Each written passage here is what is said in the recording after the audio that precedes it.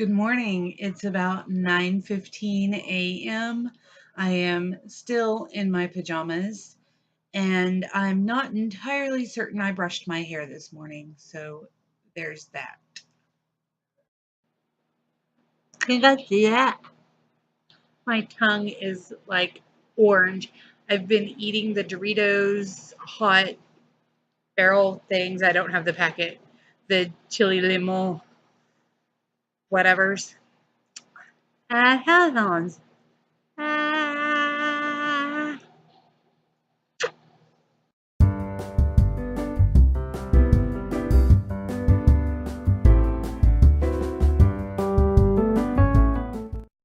This morning did not go quite as smoothly as yesterday morning. However, that's really to be expected. On Sunday night, we went to bed at about 11 ish. Last night, I got everybody packed off to bed at about 11:15, 11:30. But we did get a new girl yesterday. We knew she was coming, but she was a day late getting here because she had some scheduling conflicts. So everybody stayed up a little later and got to know her a little better, which is great. And she's a very sweet girl.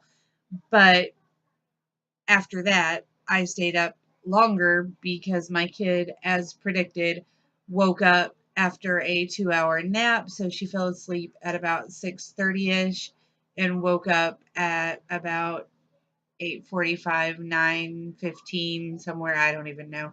Woke up somewhere in there and had snacks and then was up because she'd had a 2-hour nap and didn't go back to sleep until midnight. And I got her back to sleep.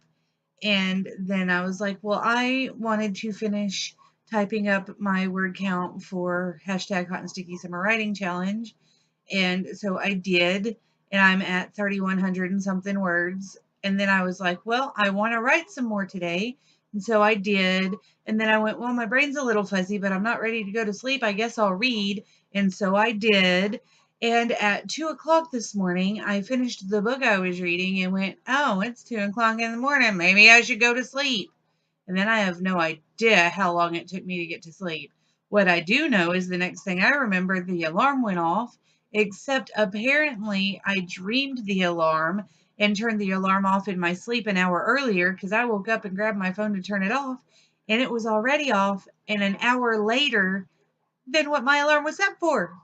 So I'm definitely kicking the girls to the curb, making them go to sleep early, and getting myself to bed a little earlier tonight, or else it's going to be bad tomorrow. At least I have my coffee. And I was able to get up, make coffee, get the girls their breakfast, and the big girls had already woken themselves up and were getting ready, and the little girls, I got breakfast started and went and woke them up, and everybody was able to get out of the house basically on time.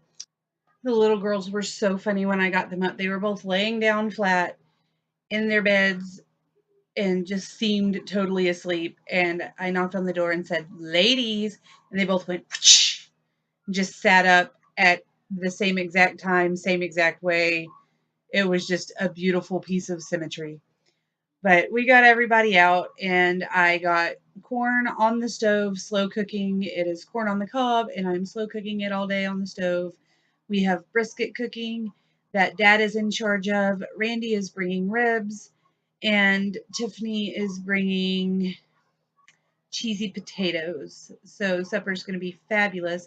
And I have bread dough rising. We make a sourdough recipe.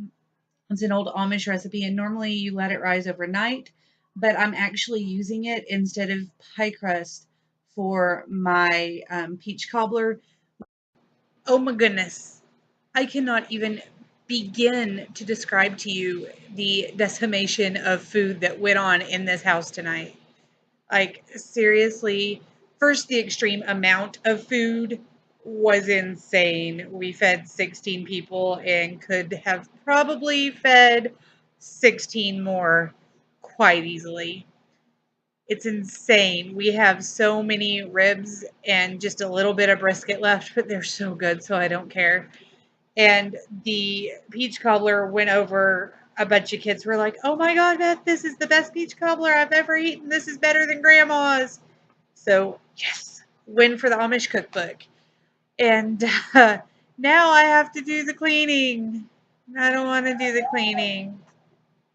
I don't like to do the cleaning. Oh. And if you hear odd noises coming from outside the frame, just ignore them. It's a 3-year-old. She hoots and hollers and just watching Batman. What are you going to do about it? It's Batman. But we are about done for the day. We are at 7:42 p.m., which means almost 2 hours before the girls get back from the night singing free time devotional montage that they're doing at singing school. And I'm going to spend that time hopefully mostly relaxing, but there are dishes to be done and probably another load of laundry to get going. So maybe I won't be relaxing and writing after all. I've written a little bit today. Look at that. Look at that, baby. That's 2 whole sentences right there. Let's see. 1, 2, 3, 4, 5, 6, 7, 8, 9, 10, 11, 12, 13, 14, 15, 16, 17. 17 words. I only have 471 more to go for the day. Yes! It is now Wednesday. I am halfway through the day. It's 3:39 and a half. So I'm going to make it. I think I've already got the mashed potatoes for supper ready. The turkey's going. We're having Thanksgiving in the middle of June. It's our "We're Thankful You're Here" meal for the week. Yesterday, I actually got a whopping 21 words, so that's amazing. But I did write 3.5 pages so far today, so I think I'll be back on target. I'm only about 500 words behind at this point. I'm about a day behind, if that. I may only be 300 words behind. I don't know anymore. But that is what it is, and I will have plenty of time to catch up. I keep telling myself that because today I cooked lunch. Well, cooked lunch. We made ham sandwiches and chips, but I served lunch at the building for the campers and ate with them before coming home. And then I had to go to Walmart to get cough drops because they sing. And so everybody's voices are getting a little raw. So I went and got cough drops for the teachers and for my girls. And then I had to come home and start cooking. But, no rest for the wicked, right? So, on top of cranky girls who are getting wired and then cranky, and then they're getting wired is getting my 3-year-old wired, and then they're getting cranky because when they get wired, then they droop, but she's still wired because she's not going to singing school, so that she gets to sleep late and take a nap. On top of all of that, my toilet has decided that it's not going to work properly.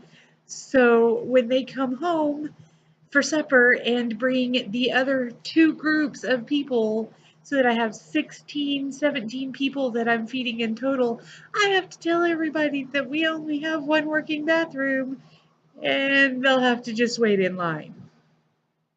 Yay.